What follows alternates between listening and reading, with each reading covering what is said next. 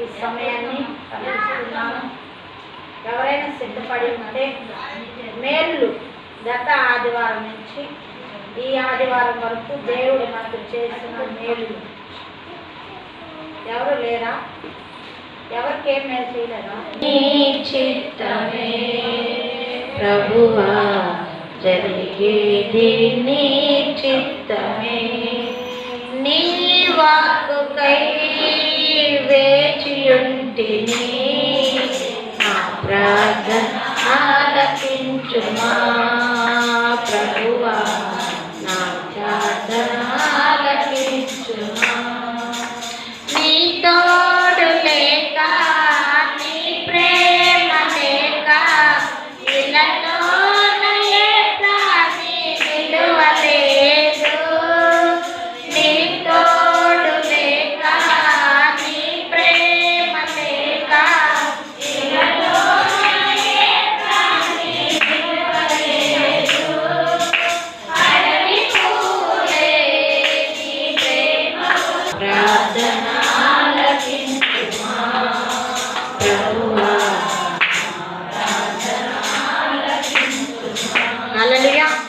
హల్లెలూయా.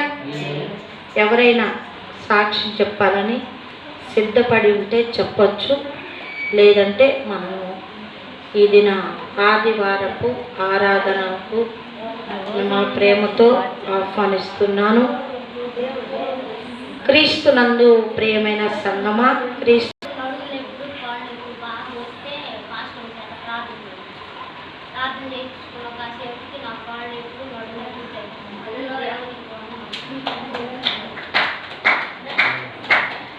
దేవుడు చేసిన మేలులు రాష్ట్రము గారు కాదు, అక్కడ దేవుడు చేసిన కార్యాన్ని బట్టి దేవుడి నామాన్ని స్తుతిస్తూ సాక్ష్యం చెప్తున్నారు. 12 మంది శిష్యులు ఏం చెప్తున్నారంటే, మేము విన్న వాటిని కన్న వాటిని చెప్పక మారుకో. కాబట్టి మనకు చేసిన మేలులు మనం చెప్దాం. కాబట్టి మన వాక్య భాగంలోకి వెళదాం. క్రీస్తునందు ప్రియమైన సంగమా, ఈరోజు నిరీక్షణ వెళ్తాను. నేను ఈరోజు నిరీక్షణ నూతన సంవత్సరంలో లాస్ట్ ఆదివారమున మనం నిలిచి ఉన్నాము. ఆరాధనలు సాక్ష్యం ఏంది అంటే, నిన్నటి వాటికి కూడా రోజు మార్చి రోజు అప్పటికప్పుడు నిరీక్షణ గురించి మనము నిరీక్షించాలి. ఎవరి గురించి అంటే, యేసు ప్రభువు మన కొరకు చనిపోయి మరలా ఆయన పునరుద్ధానుడై లేచి నీకు నాకు ఆదరణకర్తను, ఈ లోకమునకు మనకి ఆదరణకర్త నుంచి మీకు ఆ లోకములో స్థలము సిద్ధపరచును వెళుతున్నాను, మరలా నేను తిరిగి వస్తాను అని చెప్పాడు. ఆ వస్తాను అనే దానికి మనము నిరీక్షణతో వేచి ఉండాలి. అంటే ఈ వస్తాను అని చెప్పిన మాటకి మనం ఎలా ఉన్నామంటే, మనము మన తాతలు మన పితరులు మనము ఎన్నో చూస్తున్నాము, అది రావట్లేదు పోవట్లేదు, కానీ మనం చేసే ఎవరు చూస్తున్నారులే అని మనం ఎట్లున్నామంటే లోకం వైపు శరీరం వైపు ఈ లోక ఆశల వైపు భోగాల వైపు మనము మన ఆశను కోరికను మళ్ళిస్తున్నాం. కానీ దేవుడు చెప్పిన ప్రతి మాట నెరవేరుతూ వస్తుంది. శిష్యులు అడుగుతున్నారు, అయ్యా నీ రాకడ నిమిత్తము, నీ రాకడ వస్తుంది, నేను వస్తాను మరలా తిరిగి అంటున్నావు, దానికి సూచనలు ఏంటి అయ్యా అని అడిగారు. మన వాటికి మనం ఆలోచిద్దాం. ఈ పొలంలో వరి పంట వేసి అన్నాలైంది, మనుషులు కొట్టుకోటాలు ఇవన్నీ కూడా మీకు హెచ్చరికలుగా ఉంటాయి. అనేక మంది పెళ్ళిళ్ళు చేసుకుంటారు, అనేక మంది విరివిగా ఇల్లులు కడతారు, ఇంకను చాలా సూచనలుండి నా రాకడికి అంటున్నాడు. రాను ఇంకొక మాట చెప్పాలంటే వాక్యము కూడా కరువైంది, బైబిళ్ళు కూడా ఉండవు. నీ హృదయంలో నువ్వు ధ్యానించుకోవటమే. నీ హృదయానికి ఎవ్వరు అడ్డం పెట్టరు, కానీ బైబిల్కి అడ్డం పెడతారు, బైబిల్ ఉంచరు, చర్చిలు ఉంచరు.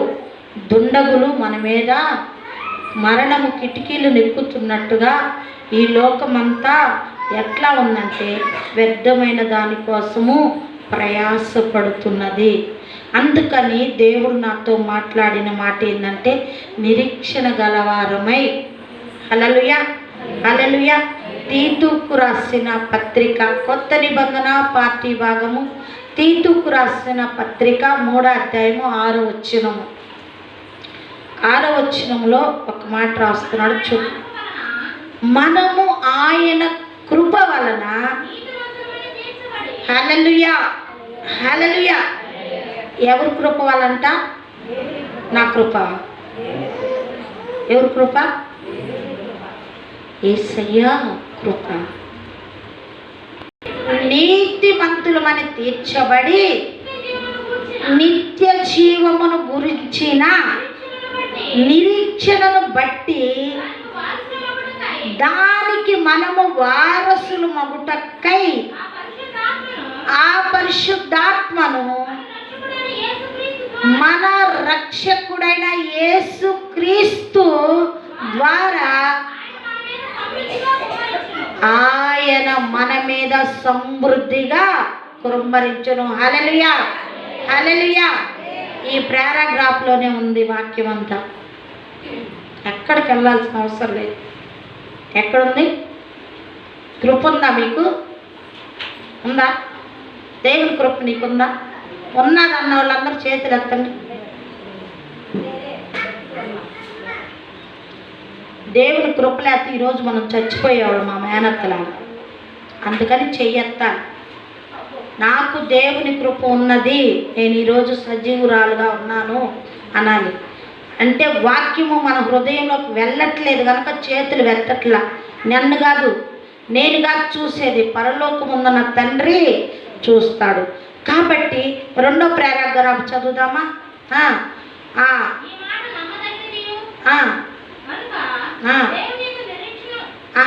అట్లాగా ఆత్మను మన రక్షకుడైన యేసుక్రీస్తు ద్వారా ఆయన మన మీద సమృద్ధిగా కుమ్మరించును. ఇది దేవుడు చెప్తున్న మాటేగా.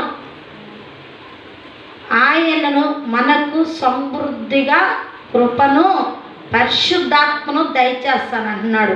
ఇక్కడ ఏముందంటే నిరీక్షణ గలవారమై. ఏమంటున్నాడు అక్కడ? ఏముందంటే ఫస్ట్ లైన్లో 7 ఫస్ట్ మాట చూద్దామా? నీతిమంతులమని తీర్చబడి, అది ఏంటంట? నిత్య జీవమును గూర్చిన నిరీక్షణ. ఇక్కడ ఇది కాన్సెప్ట్ మొట్టమొదటిది. ఏంటిదంట? నిత్య జీవమును గూర్చిన నిరీక్షణ. మనము ఈ లోకంలో నుంచి మరణించినప్పుడు నిత్య జీవంలోకి వెళతాను అనే నిరీక్షణ నీలో నాలో ఉండాలి. హల్లెలూయా. ఈరోజు కాన్సెప్ట్ ఇదే. ప్రతిది కూడా నిత్య జీవము. ఏంటిది? నిత్య జీవము అంటే నిత్య జీవములోకి వెళ్ళటానికి మనము నిరీక్షణ గలవారమై ఉండాలి.